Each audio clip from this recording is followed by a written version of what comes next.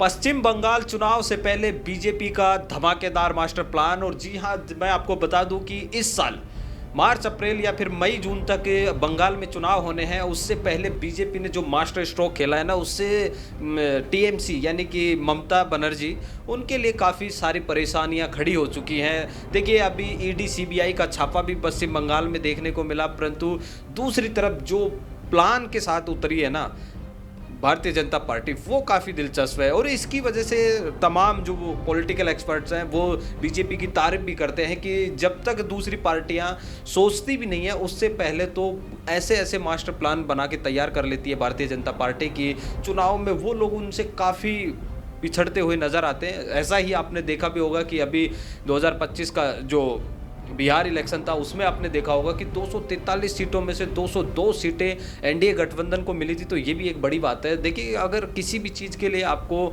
मतलब प्लान करना बहुत ज़रूरी होता है। कांग्रेस पार्टी इस प्लान में बिछड़ती हुई नज़र आती है। बंगाल की 8 विधानसभा सीटों पर भारतीय जनता पार्टी ने अपनी चार्जशीट जारी की है। उसमें उन्होंने टीएमसी की तमाम जो कमजोरियाँ हैं उनको गिनाया है, लोगों के पास पहुँचा रही है। बेरोजगारी, शिक्षा, स्वास्थ्य यानी कि स्वास्थ्य की बातें, या फिर कह लो कि आप महंगाई, मतलब किसी भी मुद्दे पर जो कि लोकल मुद्दे हैं उनको भी उठाया है भारतीय जनता पार्टी के नेताओं ने। और अभी एक्सपेरिमेंट कर रही है भारतीय जनता पार्टी की 8 विधानसभाओं में हम इन लोगों के पास जाएंगे, इन मुद्दों पे चर्चा करेंगे, टीएमसी ने क्या किया है, अब तक क्या नहीं किया, और क्यों टीएमसी की जगह बीजेपी को वोट देना, और पश्चिम बंगाल में एक मतलब भारतीय जनता पार्टी की काफ़ी सालों से जो सरकार नहीं है वो सरकार बनाना, इसके ऊपर चर्चा कर रही है वहाँ पे 8 विधानसभाओं पे। लेकिन जिस प्रकार की जो रणनीतियाँ है वो काफ़ी दिलचस्प है। देखिए, टीएमसी जो कि काफ़ी सालों से ममता बनर्जी जो कि पश्चिम बंगाल की मुख्यमंत्री हैं,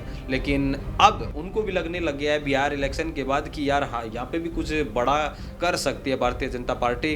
और भारतीय जनता पार्टी, देखिए अमित शाह अभी कुछ दिन पहले ही पश्चिम बंगाल का दौरा करके आए थे और उन्होंने वहाँ पे बड़ी बड़ी बातें की और चैलेंज किया है एक सामने से टीएमसी को कि हाँ, हम इस बार 2026 का इलेक्शन होगा वो हम जीत के दिखाएंगे। मैं आपको बता दूं कि पश्चिम बंगाल में 294 सीटें हैं विधानसभा की, और अब इनमें से बस यानी कि भारतीय जनता पार्टी कितनी सीटें अपनी ओर खींचने में कामयाब रहेगी ये तो आने वाले इलेक्शन में बताया जाएगा और पता चलेगा। और दूसरी चीज़ ये भी है कि यार मतलब पश्चिम बंगाल में जो रणनीतियाँ भारतीय जनता पार्टी अभी से शुरू कर रही है ना, वही रणनीतियाँ 2000 अगले साल यानी कि 27 में यूपी में इलेक्शन होंगे उसके लिए भी भारतीय जनता पार्टी अभी से तैयारियां कर दी है। तो ये कहीं ना कहीं एक बड़ी अचीवमेंट होती है और एक बड़े मास्टर प्लान तैयार करती है भारतीय जनता पार्टी बंगाल चुनाव से पहले या फिर किसी भी इलेक्शन से पहले। दूसरी चीज़, उन राज्यों को भी ज़्यादा फोकस करती है भारतीय जनता पार्टी जिनमें उनको पिछले चुनाव से ज़्यादा इस चुनाव में कम सफलता मिली हो। यानी कि हम बात करें, जैसे कि एग्जांपल मैं आपको दूँ, राजस्थान का ले लीजिए कि राजस्थान के लोकसभा चुनाव में उनको पिछले यानी कि 2014 और 19 में 25-25 सीटें मिली थी, लेकिन 2024 का इलेक्शन था लोकसभा का, उसमें उनको 12-13 सीटें मिली थी। तो इस वजह से भारतीय जनता पार्टी ने राजस्थान को भी एक मतलब होता है ना कि यार कैसे मजबूत करें, 2000 जब इलेक्शन आएंगे लोकसभा के अगले, उसमें किस प्रकार से हम 25 सीटों को अपनी ओर खींच सकते हैं, किन किन से गठबंधन करना है, किन मुद्दों पे चर्चा करनी है, राजस्थान में किन क्षेत्रों को अपनी ओर जोड़ना है। तो उस हिसाब से ही भारतीय जनता प्लान कर रही है। लेकिन ऐसी प्लानिंग ना कांग्रेस में देखी जाती, ना आरजेडी में देखी गई, ना समाजवादी पार्टी में, ना टीएमसी में, मतलब कोई दूसरी पार्टी हो उनमें ये प्लानिंग नहीं देखी जाती कि यार इलेक्शन की अभी डेट अनाउंस नहीं हुई है, उससे पहले ही हम पूरे मतलब एक प्लान के तहत हम विधानसभा क्षेत्रों में उतर जाए। अब आप सोचिए कि 294 विधानसभा में जब वो उतरेंगे तो किस तरीके का माहौल बना सकते हैं भारतीय जनता पार्टी।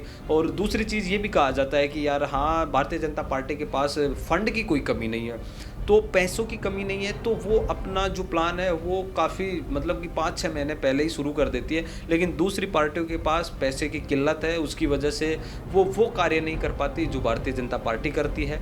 आप कैसे देखते हैं बंगाल में भारतीय जनता पार्टी के इस मास्टर प्लान को, जो कि सारी की सारी कमियां लिख के टीएमसी की वो जनता के सामने पेश कर रही है? कमेंट करके जरूर बताइएगा और देखते रहे द फैक्ट इंडिया।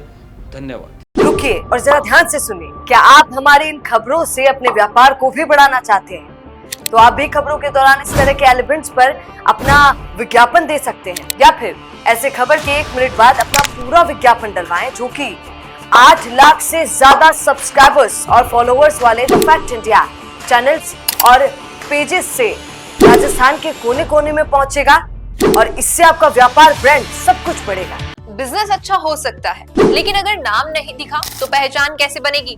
अब टेंशन छोड़िए, द फैक्ट इंडिया आपके बिजनेस को देगा वो पहचान जो पूरे राजस्थान में हर किसी तक पहुंचे। न्यूज चैनल पर विज्ञापन, पॉडकास्ट और प्रमोशन के जरिए आप सीधे 5 लाख सब्सक्राइबर और 10 करोड़ से ज्यादा व्यूज तक अपनी पहुंच बना सकते हैं। तो देर किस बात की, आज ही द फैक्ट इंडिया से जुड़िए और अपने बिजनेस को बनाइए हर घर